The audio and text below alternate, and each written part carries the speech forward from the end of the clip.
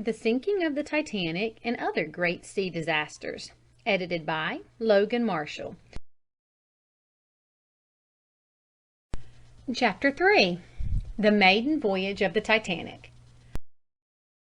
Preparations for the voyage. Scenes of gaiety.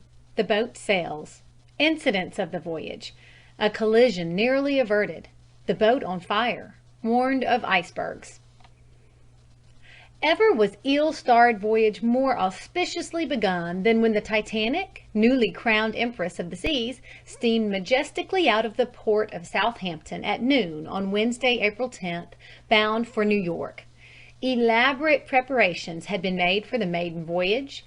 Crowds of eager watchers gathered to witness the departure, all the more interested because of the notable people who were to travel aboard her. Friends and relatives of many of the passengers were at the dock to bid Godspeed to their departing loved ones. Majestic and beautiful, the ship rested on the water, marvel of shipbuilding, worthy of any sea. As this new queen of the ocean moved slowly from her dock, no one questioned her construction. She was fitted with an elaborate system of watertight compartments, calculated to make her unsinkable. She had been pronounced the safest as well as the most sumptuous Atlantic liner afloat. There was silence just before the boat pulled out, the silence that usually precedes the leave-taking. The heavy whistles sounded, and the splendid Titanic, her flags flying and her band playing, churned the water and plowed heavily away. Then the Titanic, with the people on board waving handkerchiefs and shouting goodbyes that could be heard only as a buzzing murmur on shore, rode away on the ocean, proudly, majestically, her head up and, so it seemed, her shoulders thrown back.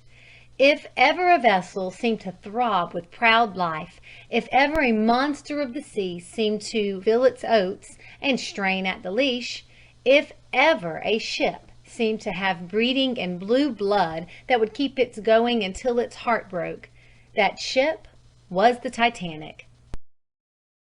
And so it was only her due that as the Titanic steamed out of the harbor bound on her maiden voyage, 1,000 Godspeeds were wafted after her, while every other vessel that she passed, the greatest of them dwarfed by her colossal proportions, paid homage to the new queen regnant with the blasts of their whistles and the shrieking of steam sirens.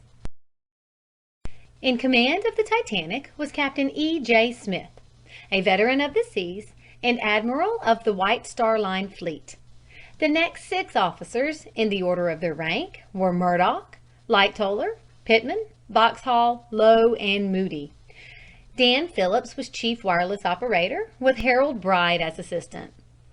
From the forward bridge, fully 90 feet above the sea, peered out the benign face of the ship's master, cool of aspect, deliberate of action, impressive in that quality of confidence that is bred only of long experience in command. From far below the bridge sounded the strains of the ship's orchestra, playing blithely a favorite air from "The Chocolate Soldier." All went as merry as a wedding bell. Indeed, among that gay ship's company were 20 or more at least for whom the wedding bells had sounded in truth not many days before. Some were on their honeymoon tours, others were returning to their motherland after having passed the weeks of the honeymoon, like Colonel John Jacob Astor and his young bride, amid the diversions of Egypt or other old world countries. What daring flight of imagination would have ventured the prediction that within the span of 6 days that stately ship, humbled, shattered, and torn asunder, would lie 2,000 fathoms deep at the bottom of the Atlantic, that the benign face that peered from the bridge would be set in the rigor of death, and that the happy bevy of voyaging brides would be sorrowing widows. Almost in a collision. The big vessel had, however, a touch of evil fortune before she cleared the harbor of Southampton. As she passed down her stream, her immense bulk, she displaced 66,000 tons, drew the waters after her with an irresistible suction that tore the American liner New York from her moorings. 7 steel hawsers were snapped like twine. The New York floated toward the White Star ship, and would have rammed the new ship had not the tugs Vulcan and Neptune stopped her and towed her back to the quay. When the mammoth ship touched at Cherbourg and later at Queenstown, she was again the object of a port ovation, the smaller craft doing obeisance while thousands gazed in wonder at her stupendous proportions. After taking aboard some additional passengers at each port, the Titanic headed her towering bow toward the open sea, and the race for a record on her maiden voyage was begun. New burst of speed each day. The Titanic made 484 miles as her first day's run, her powerful new engines turning over at the rate of 70 revolutions. On the second day out, the speed was hit up to 73 revolutions, and the run for the day was bulletined at 519 miles. Still further increasing the speed, the rate of revolution of the engines was raised to 75, and the day's run was 549 miles, the best yet scheduled. But the ship had not yet been speeded to her capacity. She was capable of turning over about 78 revolutions. Had the weather conditions been propitious, it was intended to press the great racer to the full limit of her speed on Monday. But for the Titanic, Monday never came. Fire in the coal bunkers. Unknown to the passengers, the Titanic was on fire from the day she sailed from Southampton. Her officers and crew knew it, for they had fought the fire for days. This story, told for the first time by the survivors of the crew, was only one of the many thrilling tales of the fateful first voyage.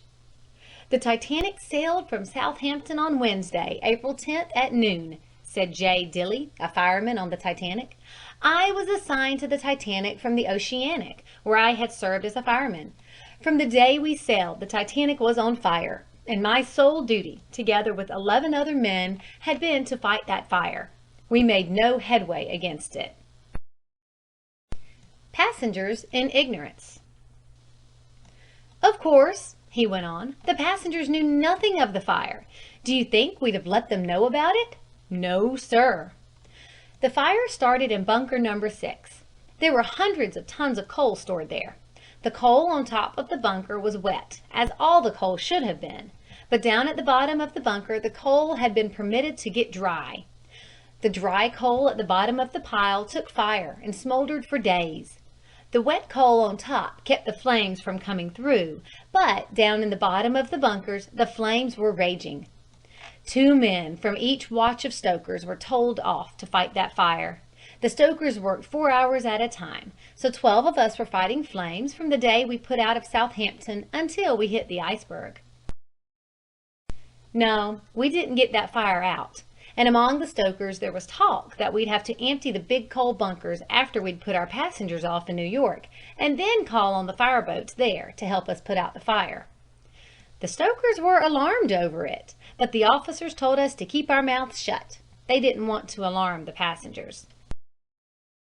Usual diversion. Until Sunday, April 14th, then the voyage had apparently been a delightful but uneventful one. The passengers had passed the time in the usual diversions of ocean travelers, amusing themselves in the luxurious saloons, promenading on the boat deck, lolling at their ease in the steamer chairs, and making pools on the daily runs of the steamship. The smoking rooms and card rooms had been as well patronized as usual, and a party of several notorious professional gamblers had begun reaping their usual easy harvest. As early as Sunday afternoon, the officers of the Titanic must have known that they were approaching dangerous ice fields of the kind that are a perennial menace to the safety of steamships following the regular transatlantic lanes off the Great Banks of Newfoundland. An unheeded warning. On Sunday afternoon, the Titanic's wireless operator forwarded to the hydrographic office in Washington, Baltimore, Philadelphia, and elsewhere the following dispatch. April 14th. The German steamship America, Hamburg American Line, reports by radio telegraph passing 2 large icebergs in latitude 41.27, longitude 50.08. Titanic, BRSS. Despite this warning, the Titanic forged ahead Sunday night at her usual speed from 21 to 25 knots.